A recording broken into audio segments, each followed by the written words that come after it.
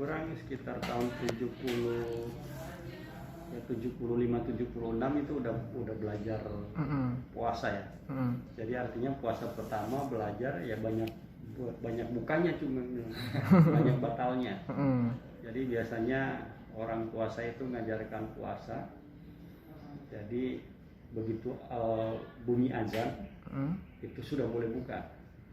Artinya jam 12 begitu bunyi azan ya sudah boleh buka.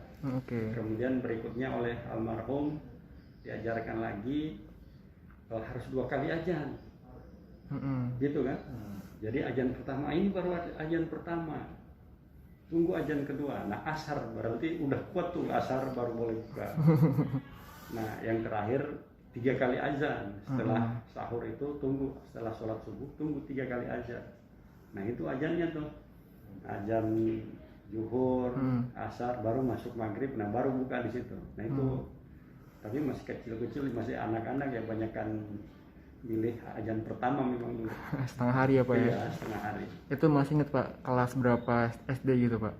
Itu saya SD masuk kelas SD itu umur 5 tahun ya. 5 tahun ya Pak ya? Jadi 5 tahun pada saat itu sudah belajar. Yang ngajarin puasa dari ibu atau bapak nih Pak? Biasanya dari Pak? Ibu dan Bapak. Ibu dan bapak ya Pak ya? Kenangan yang paling bapak inget banget gitu Pak selama Ramadan tahun sebelumnya atau tahun sekarang itu yang paling terkenang apa sih Pak? Momentum apa Pak? Selama Ramadan itu yang paling berkesan itu pertama tentu saat sahur.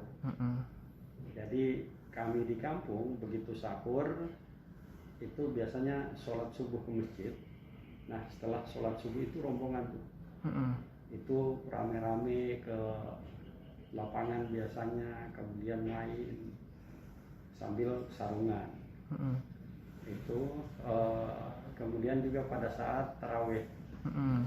Jadi taraweh itu yang dulu berkesan adalah kami ada masjid jami di sana. Jadi biasanya para orang tua itu di depan, nah kami di belakang suka main kejar-kejaran malah. Nah itu biasanya dikejar-kejar oleh si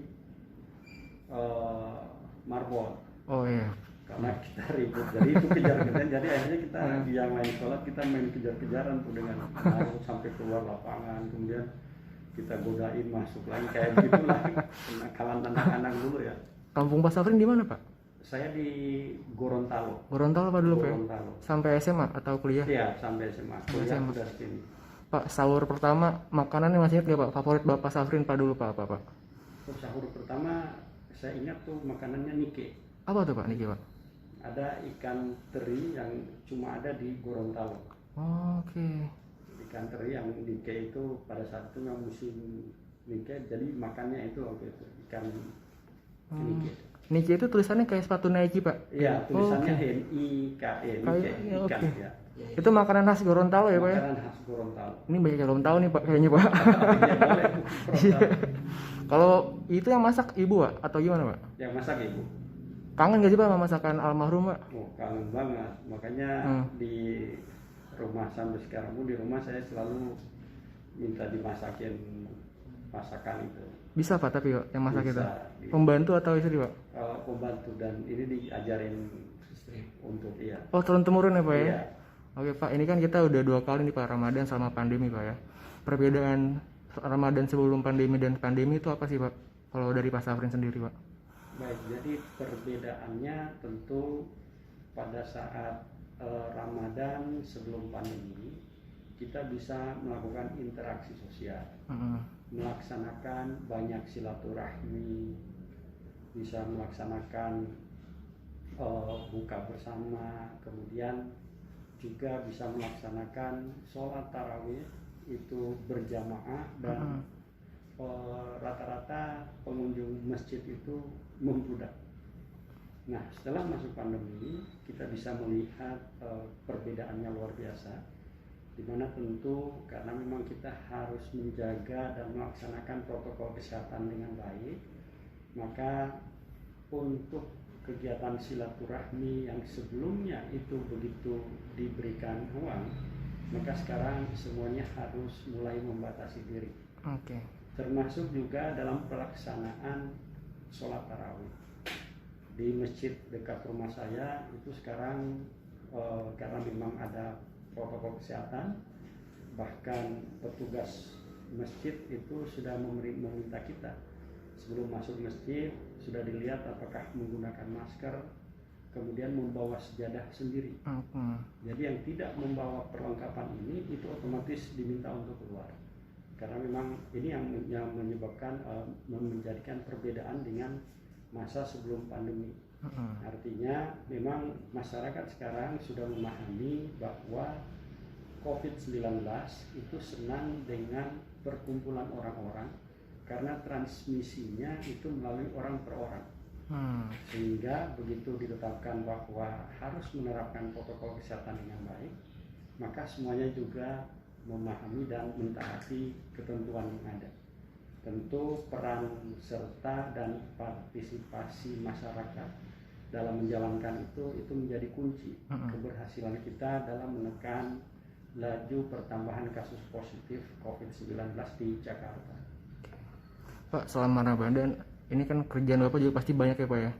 Ini waktu untuk keluarga lebih banyak untuk keluarga apa lebih banyak kerjaan nih Pak selama Ramadan Pak? Selama Ramadan paling biasanya diusahakan buka bersama. Kemudian saya selalu berusaha untuk sholat tarawih bersama dan tentu sahur. Setelah itu sholat subuh ya. Kemudian setelah itu aktivitas ke kantor.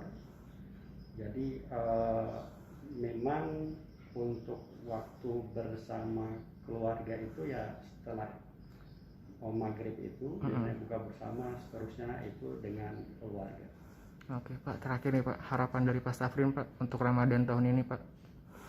Tentu harapan saya kepada seluruh masyarakat bahwa mari kita taati ketentuan pemerintah untuk tidak melaksanakan mudik tahun ini, karena memang pemerintah saat ini sedang berjuang untuk menekan laju pertambahan kasus positif COVID-19 dan kita bersama-sama bisa melewatinya segera. Pemerintah telah mengupayakan pelaksanaan protokol kesehatan dengan ketat dan juga memasifkan pelaksanaan vaksinasi. Jadi upaya-upaya pemerintah, tetapi upaya-upaya pemerintah itu tidak akan berhasil jika tidak ada peran serta dan partisipasi aktif masyarakat di dalamnya. Sehingga himbauan dan ketentuan larangan mudik mari kita taati, kita tunda sejenak untuk pulang kampung, bersilaturahmi dengan keluarga di kampung untuk kita segera terbebas dari pandemi COVID-19. Setelah itu tentu pemerintah akan memberikan ruang waktu untuk kita bersilaturahmi dengan keluarga di kampung. Terima kasih. Baik Pak, ada yang ingin tambahkan atau cukup Pak? Cukup ya. Siap Pak Safrin, terima kasih Pak Safrin. Terima kasih sudah nonton, jangan lupa like, subscribe, dan share ya.